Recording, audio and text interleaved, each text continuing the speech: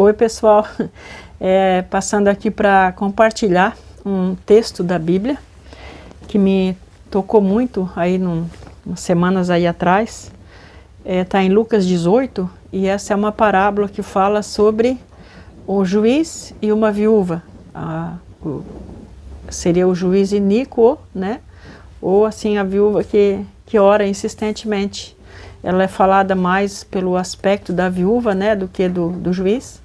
Mas enfim, aqui Jesus faz um paralelo com uma pessoa que está diante de um juiz que não tinha respeito, a viúva, né, um homem que não tinha respeito por ninguém, não tinha temor de Deus, nem de Deus e nem das pessoas, né, não estava nem aí.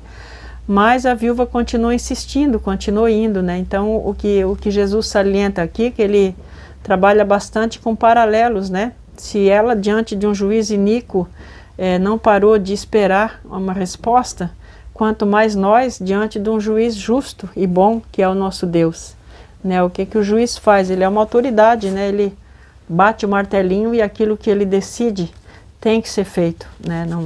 Aqui no caso ela pede justiça pela causa dela, e muitas de nós às vezes são necessidades, são uma enfermidade, né? Justiça porque Jesus cumpriu toda uma justiça por nós, coisas que nós naturalmente pelo nosso esforço não alcançaríamos, pelo esforço, pela justiça de Jesus, nós alcançamos em Deus, e ela então não parou.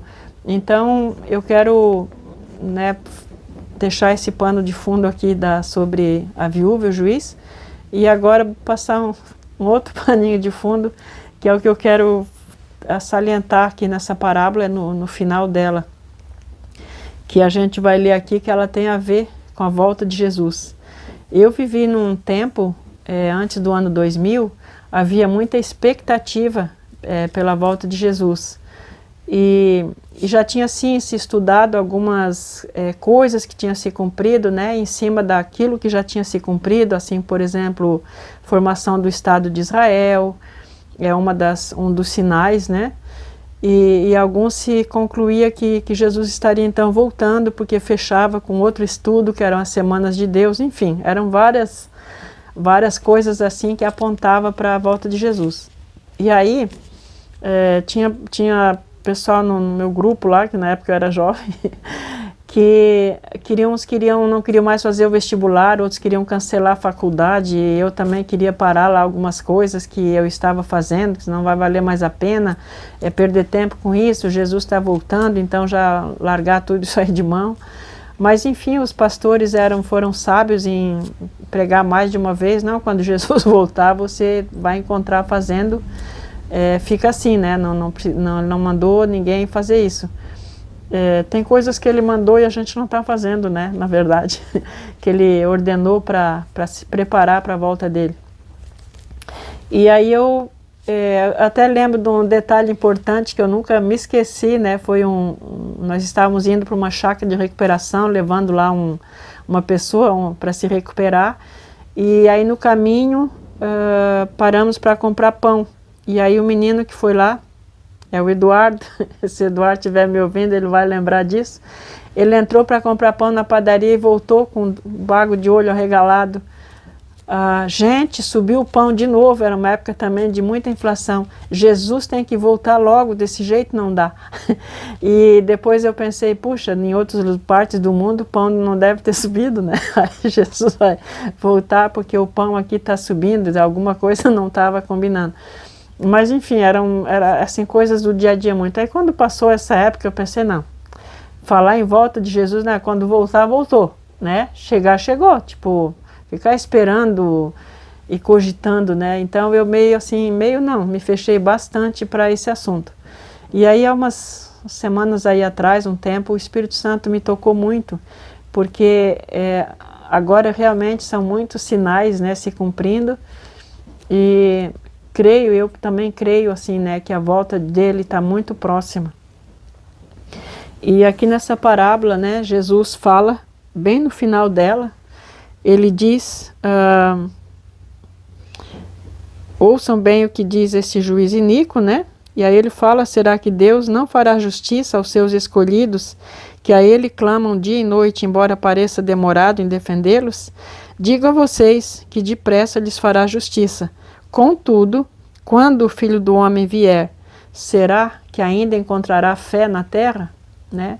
Será que ele, então ele procura, quando ele voltar, ele procura por essa fé, né? Não é fé que vai ser curado, ou fé nisso ou naquilo, mas uma fé nele, né? Uma fé na justiça dele, né? Uma fé que não desiste, ainda que as coisas pareçam estar demoradas. Então, essa qualidade de fé da viúva é o que ele está procurando. Não é uma fé daquele que opera milagres, não é uma fé desse tipo, mas uma fé que não desiste, uma fé que espera, né? Uma fé que não para de pedir, que não para de buscar. Então, nós estamos vivendo dias onde está havendo muita desistência da fé. Muitos desistiram e continuam indo na igreja, continuam fazendo algumas atividades, mas o coração está desfalecido. Muitas coisas, assim, conheço muitas e muitas pessoas que estão esperando por um romper de Deus, inclusive eu em algumas questões, e está demorando para vir, né? Está um tempo difícil em todos os sentidos, né?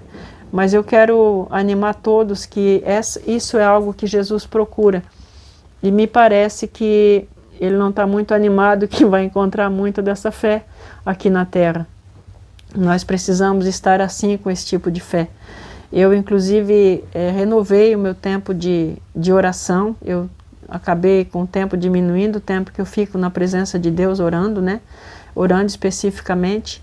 E eu renovei esse tempo, para tirar esse tempo com Deus, porque essa fé, esse tipo de fé, precisa vir do nosso espírito, precisa vir do próprio Deus. Precisamos pedir para Ele, né? Estar na presença dEle, para sermos fortalecidos na nossa fé, para não desistirmos das promessas.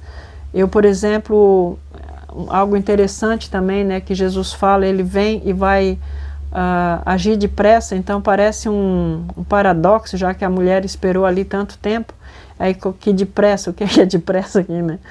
Mas assim comigo aconteceu, eu esperei uns 10 anos mais ou menos, pelo marido, né, por a pessoa que eu tinha uma promessa de Deus, e aí muitas vezes eu quis desistir, muitas vezes eu quis aceitar uma outra pessoa, porque pensava aquele não vem, eu acho que é coisa da minha cabeça, e eu acabei muitas vezes querendo fazer como Abraão, né, o Isaac estava demorando a promessa, ele arrumou lá um Samuel, né, mas assim, pela bondade de Deus eu não fiz isso.